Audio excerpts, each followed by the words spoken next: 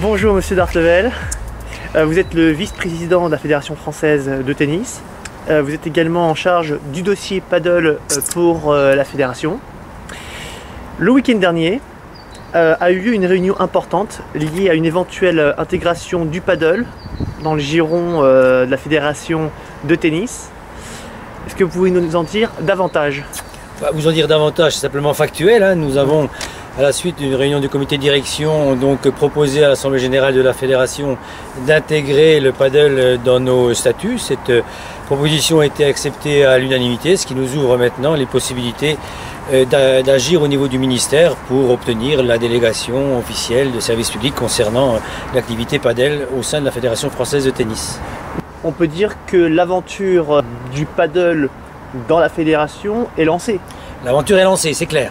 Donc au niveau du ministère, bien évidemment, nous avons eu avant des contacts avec ce ministère qui voit ça d'un très bon œil. Ça permettra quelque part probablement de développer l'activité, d'assainir un certain nombre de situations aujourd'hui qui ne sont pas tout à fait à l'honneur du paddle dans son organisation. Donc clairement, pour la Fédération française de tennis, c'est une opportunité de développement au sein de ces clubs et de proposer à nos adhérents des clubs et des licenciés donc une activité qui est quand même tout à fait complémentaire.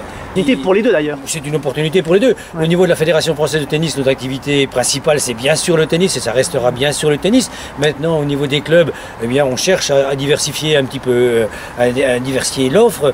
Clairement, il y a déjà un certain nombre de cours de paddle qui sont dans les cours de tennis.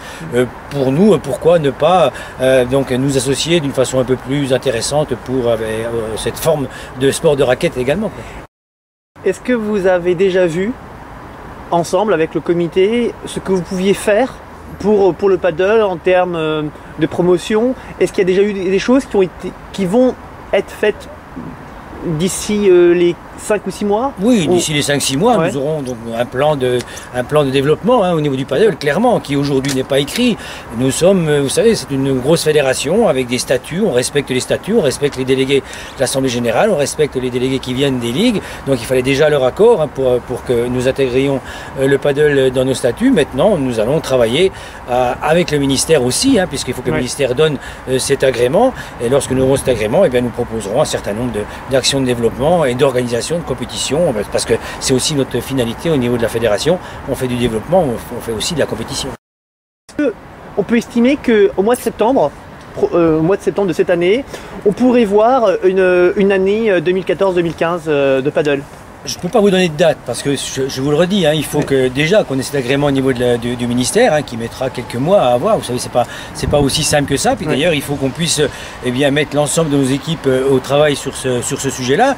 Ce qui est certain, c'est que dès que nous pourrons être efficaces avec cette activité, nous le serons. Ne me demandez pas de date, on fera au mieux parce que je vous le redis, on a une organisation de compétition qui est déjà bien fournie, qui est déjà bien efficace derrière. Il faut qu'on puisse intégrer cette activité en étant sérieux et compétent en général comme nous le sommes au niveau de la fédération de tennis.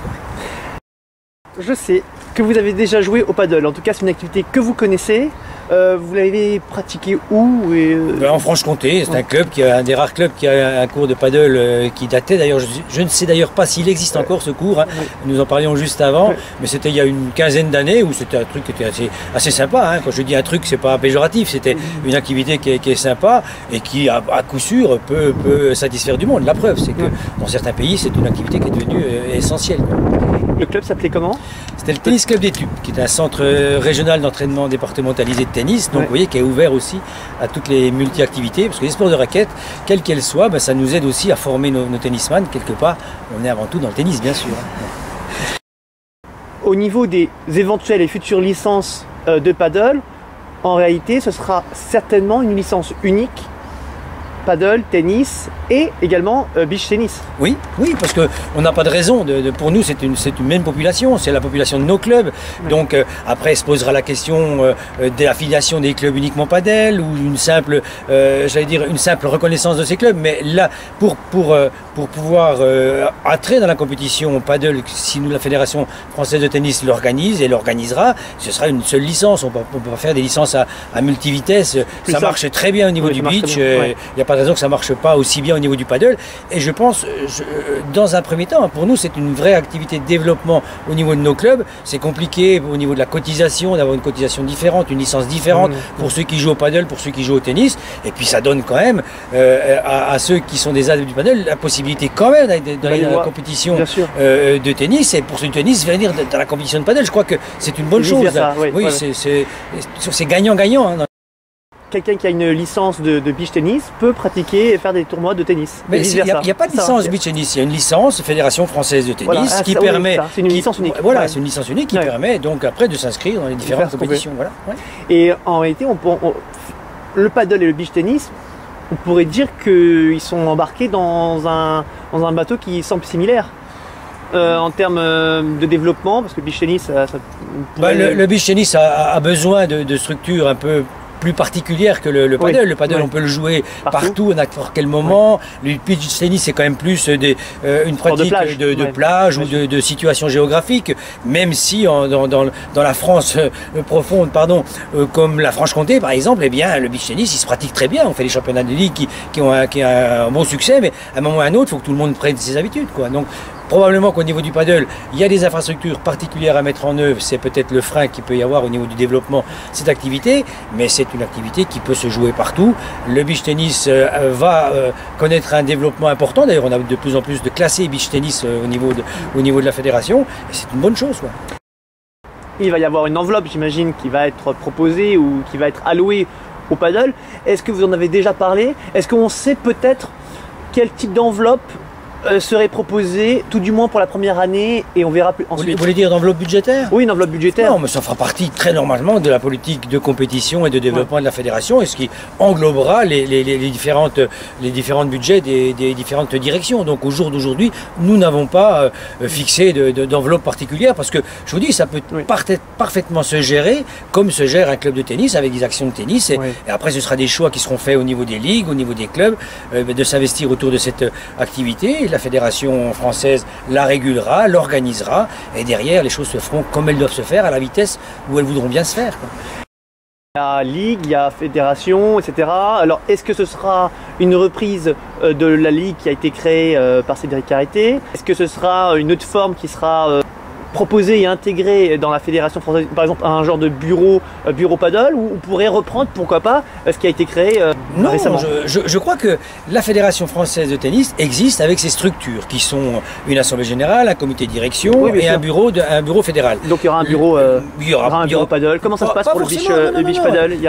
Le beach tennis est géré par les instances fédérales que sont le bureau fédéral et le comité de direction. Ah oui, il n'y a pas une entité. Il n'y a pas d'entité particulière pour le beach tennis, il n'y en aura pas pour le paddle, clairement, parce que ça fait partie de la Fédération française du tennis. C'est une des activités de la Fédération française du tennis. Il n'y aura pas une assemblée générale du paddle comme il n'y a pas d'assemblée générale du beach, clairement. Concernant l'existant, eh bien, nous, au niveau du ministère, on propose le savoir-faire de la Fédération française de tennis, on propose le savoir-faire de ces clubs. Derrière, le ministère, eh bien, je pense, nous donnera cette délégation de service public et on organisera l'ensemble des activités comme nous organisons le tennis aujourd'hui, quoi. Est-ce qu'on peut estimer qu'une première saison pour les compétiteurs ou pour les amateurs, mais qui ont envie de faire des tournois, et pour les clubs aussi, est-ce qu'on peut estimer que cette année ça risque d'être un peu short? Cette année, faut pas y penser, parce que je vous dis, il faut qu'on mette en forme l'ensemble de nos règlements, parce que vous savez que nous on a des saisies informatiques, toute notre compétition est gérée d'une façon très clean, très structurée, donc il faut faire les transformations au niveau de nos gestions sportives des matchs par équipe, gestion individuelle des matchs, donc il y a quand même un gros travail administratif à prévoir derrière. Donc cette saison, il ne faut pas y compter. La saison prochaine, on mettra probablement le premier pas dans cette compétition pour une vraie marche en avant, je pense, d'ici 18 mois, quoi, le temps qu'on mette toutes les choses en place, quoi. C'est pas aussi simple que ça. Ah non, parce que l'informatique, on croit toujours qu'il n'y a qu'un clic à mettre, mais il faut redévelopper les choses. C'est vraiment pas aussi simple que ça. Est-ce que j'ai le droit de dire que je suis très content de rentrer au sein de la famille du tennis, de la Fédération française de tennis. Bien sûr. En tant que joueur de paddle. Oui, oui, bien sûr, la Fédération française de tennis. Oui, vous avez le droit de le dire. Non, mais on est bien évidemment très, très accueillant de tous les sports. On est en tout cas pas sectaire, donc c'est assez logique. C'est quand même un sport qui est un sport de raquette qui peut être intéressant au niveau de la formation des uns et des autres. Je crois que ça peut être complémentaire. Il y avoir oui, donc complémentaire. On le voit dans ce sens-là. Maintenant, on reste la Fédération française de tennis. Une personne de la Fédération française de paddle m'a demandé pourquoi ne se sont-ils pas rapprochés plus tôt du paddle? Pourquoi maintenant et pas avant? Simplement que le monde évolue, les choses évoluent, les clubs de tennis s'ouvrent de plus en plus à une activité qui est des fois aussi multisport et que maintenant on peut penser que le fait de se rapprocher du paddle comme nous sommes rapprochés du beach tennis est un bien pour la Fédération française de tennis et ses clubs et ses licenciés et ses adhérents. Simplement ça quoi. À un moment ou à un autre, on n'en avait pas forcément ni le besoin, ni même l'envie, ni même on n'y avait pas forcément pensé. Aujourd'hui, je pense que c'est une activité qui mérite de s'y attacher de près.